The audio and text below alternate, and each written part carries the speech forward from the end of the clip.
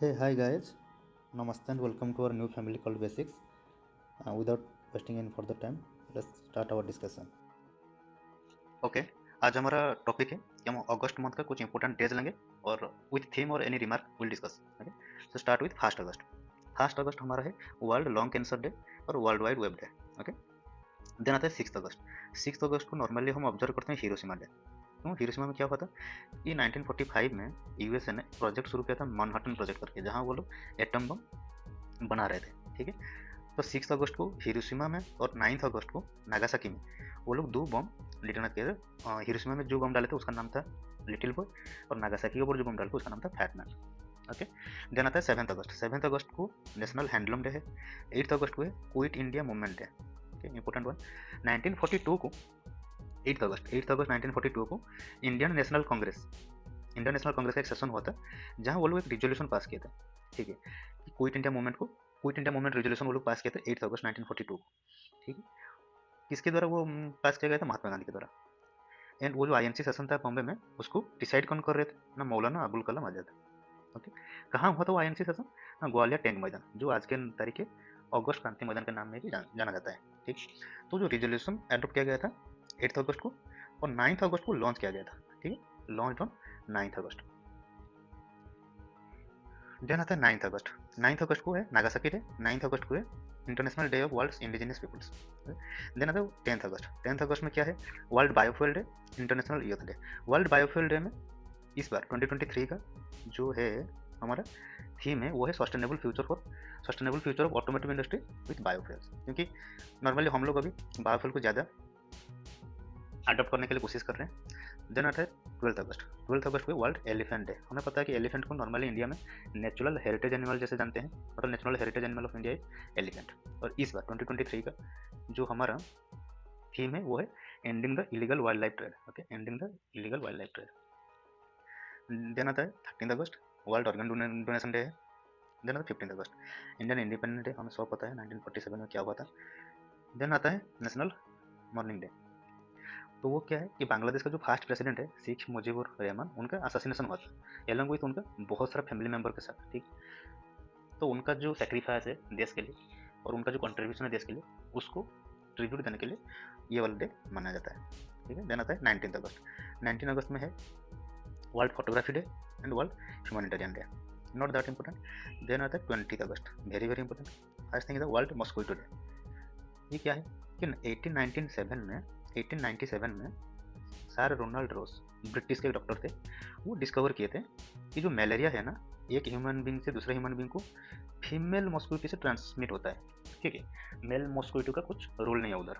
Malaria normally जैसे हम थोड़ा सा बेसिक जानते हैं, वो क्या है कि एक प्लाज्मोडियम है प्रोटोजोआ, वो इन्फेक्ट करते हैं फीमेल एनोफिलिस मॉस्किटो को, और वो जब काटते हैं ना ह्यूमन बींग को, तो ह्यूमन बींग को, इंसान को मलेरिया हो जाता है। ठीक है, ये है वर्ल्ड मॉस्किटो डे, लेकिन वर्ल्ड मलेरिया डे है 25 अप्रैल को।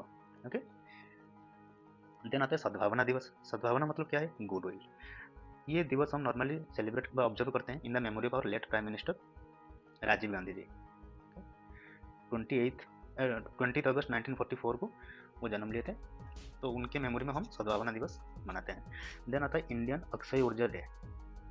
ये क्या है? एक्चुअली रिन्यूएबल एनर्जी को प्रमोट करने के लिए 2004 से शुरू हुआ है, कि जैसे अभी क्लाइमेट चेंज एक बहुत बड़ा इशू है, तो उसको टैकल करने के लिए रिन्यूएबल एनर्जी को हम ज़्यादा से ज़्यादा प्रमोट करने के लिए कोशिश कर रहे हैं, लोगों के अंदर अवेयरनेस जगाने के लिए कोशिश कर रहे हैं। ठीक है, तो दिस इज इंपॉर्टेंट। देन आता है 23 अगस्त। 23 अगस्त को क्या है? हमें सबको पता है कि 23 अगस्त को इंडिया का जो चंद्रयान 3 है वो मिशन सक्सेसफुल हुआ था। वो सक्सेसफुली सॉफ्ट लैंड किया था कहाँ? मून के साउथ पोल के ऊपर।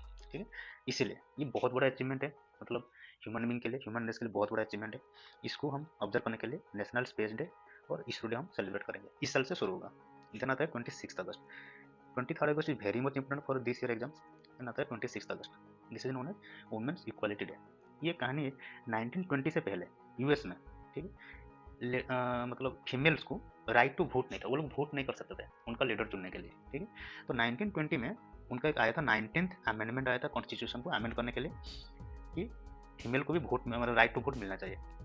तो उसको वो वाला जो वो बहुत बड़ा डिसीजन था एक्चुअली ह्यूमन हिस्ट्री में, कि फीमेल को भी इक्वल राइट मिलना चाहिए एज कम्पेयर टू मेल्स, उसको सेलिब्रेट करने के लिए 1971 से ये वुमेन्स इक्वालिटी डे सेलिब्रेट किया जाता है। देन आता है 29 अगस्त, ये है नेशनल स्पोर्ट्स डे और राष्ट्रीय खेल दिवस। हमें सबको पता है कि हमारा नेशनल स्पोर्ट जो हॉकी है, उनका जो सबसे बेहतरीन प्लेयर है ध्यानचंद, उनका जो बर्थडे है उसको मतलब ध्यानचंद जी को ऑनर करने के लिए उनका बर्थडे को हम सेलिब्रेट करते हैं राष्ट्रीय खेल दिवस और नेशनल स्पोर्ट्स डे। अगेन 29 अगस्त को Telugu language day also celebrate करते हैं, और ये जो डेट है ना, ये कोइंसाइड करता है तेलुगु पोएट गिडुगु वेंकट राममूर्ति, ओके।